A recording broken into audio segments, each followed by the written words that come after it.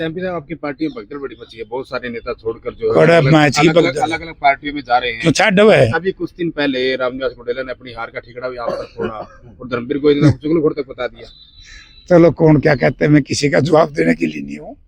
लोगों ने मुझे एमपी बनाया है और जो लोग मुझसे प्रश्न पूछना चाहते हैं मैं उनको जवाब देने के लिए तैयार हूँ, लेकिन मैं किसी उस व्यक्ति का जवाब देने के लिए नहीं हूँ जो असफल हो गया वो अपने काम। मैं राजनीति करता हूँ, मैं भी चुनाव हार गया, अगर मैं हारने के बाद किसी के सिर पे ठिकरा फोड़ूं तो ये अच्छी बात नहीं है। बरवाड़ा से मैं खुद 12,000 से हार रहा हूँ, मैं किसने जितवाऊं? और भाई बात यह है सीधी सी, आदमी ने अपने गिरेबान में झांकना चाहिए कि तुम्हारी किसकी हैसियत क्या है। हैसियत से बाहर जाकर के किसी ने भी काम नहीं करना चाहिए, कोई भी हो। एमपी साहब, 21 तारीख को राहुल गांधी आ रहे हरियाणा, क्या कुछ कार्यक्रम? वो जो हमारे हरियाणा और उत्तराखंड के जो प्रेसिडेंट बनाए थे जिलाध्यक्ष, उनको ट्रेनिंग देने के लिए, उनको बताने के लिए, सिखाने के लिए। जो यात्रा चल रही है ब्रजेंद्र सिंह की, क्या इसमें भी कोई इस तरह का कार्यक्रम होगा? मुझे पता नहीं। इन्हें लोग कह रही नौकरियां देंगे, सरकार आएगी तो उनकी ना नोमन तेल होगा ना राजा नाचेगी। जब थी सरकार, जब नौकरियों में क्या किया था, भ्रष्टाचार किया, तो सारा मामला ही था, उसी से तो बिगड़ा था। विधानसभा चुनाव के बाद सुर्खियों में बने हुए हैं सर। कौन? आप, जयप्रकाश जी। तो सुर्खियों में तो रहने चाहिए यार, गलत काम में तो नहीं ना, कोई भ्रष्टाचार में, कोई चरित्रहीनता में, करप्शन में, इसमें हूँ तो बता दे। कांग्रेस का फर्जी नेता जो हमें बताया जा रहा है रामनिवास को, चलो कौन क्या कहते हैं, मैं उसके चक्कर में नहीं पड़ता। फोटो का आज तक भी कहा जा रहा है कि फोटो एक लगा जाते तो कोई ऐसी आपत्ति हो रही है अभी भी? ना मेरी किसी से कोई आपत्ति नहीं है। हम तो एक प्रजातंत्र में कोई नेता अपनी असफलताओं को छुपा नहीं सकता।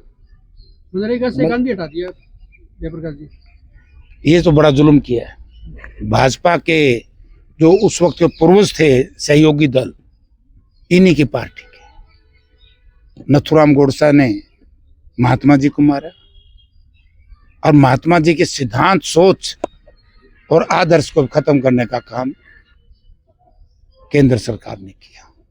ये इसकी हम निंदा, हमने नहीं, आप सब लोगों ने भी करनी चाहिए।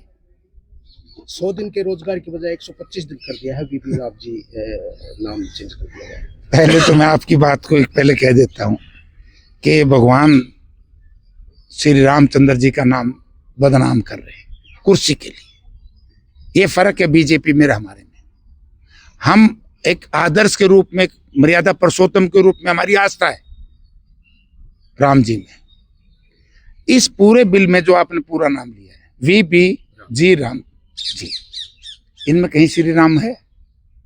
राम हो में राम हो तो बताओ।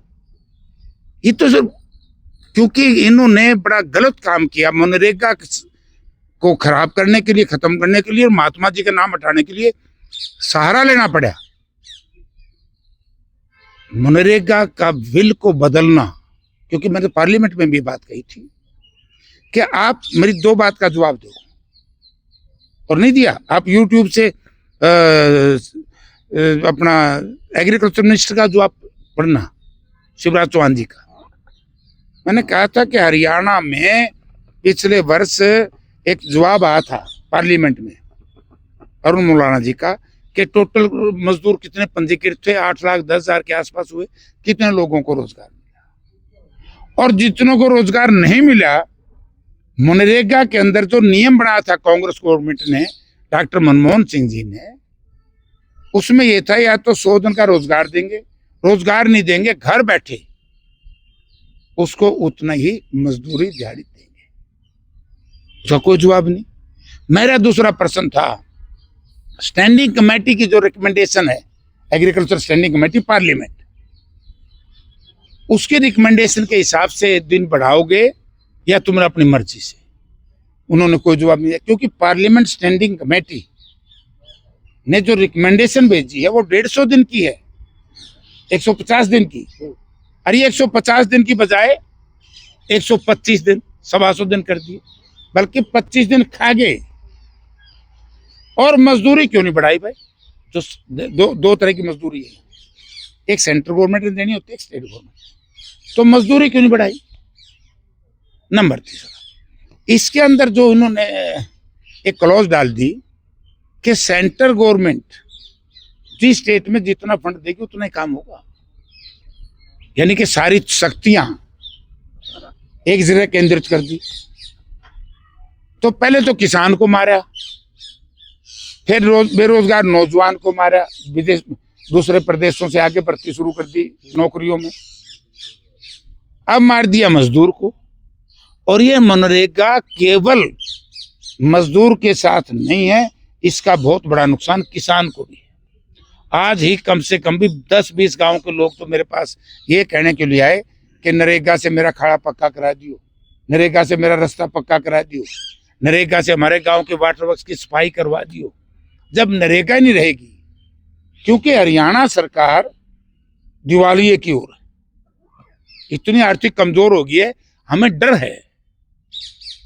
अभी कह रहे थे कुछ साथी, बोले बीजेपी वाले ये कह रहे, बीजेपी वाले क्या कह रहे हैं? कुछ कहने के लायक ही नहीं है, क्योंकि हरियाणा सरकार इसमें क्या था, जो लेबर कंपोनेंट था उसका 100% खर्चा केंद्र सरकार देती, और जो मेटेरियल कंपोनेंट है उसका 10% प्रदेश सरकार, 90% केंद्र सरकार देती। जो नया बिल लेकर के आए हैं ये, इसमें तो 40% प्रदेश सरकार ने देना होगा।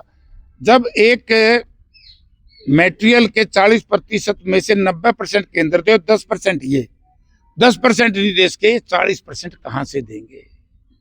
और उसमें लिख दिया अगर स्टेट गवर्नमेंट अपना शेयर नहीं जुटाएगी तो केंद्र नहीं देगी। तो हरियाणा सरकार तो आर्थिक तौर से कंगाली की तरफ जा रही है। आपने भी देखा होगा 6-6 महीने से तनख्वाह नहीं मिल रही, ठेकेदारों की पेमेंट, काडा की पेमेंट आज तक नहीं है, काडा के मजदूरों, पब्लिक हेल्थ के ठेकेदारों की आज तक वो नहीं है, पेमेंट नहीं हो रही। कर्मचारियों की 6-6 महीने की तनख्वाह, HKRN के कर्मचारी रो रहे, उनको तनख्वाह नहीं दे रही। HPSC में आज मेरे पास बच्चे आए थे, उनका रिजल्ट 7 साल से रिजल्ट आउट नहीं कर रहे। रिजल्ट आउट करते हैं तो बाहर के लोगों को लगाते हैं। हरियाणा में कोई ऐसा काबिल आदमी नहीं दिखा इन्होंने, इतनी बड़ा प्रदेश है। तो वर्मा जी लेके आए हैं, और देखो ना खर्ची ना पर्ची, वर्मा जी का नाम ही खर्ची पर्ची है।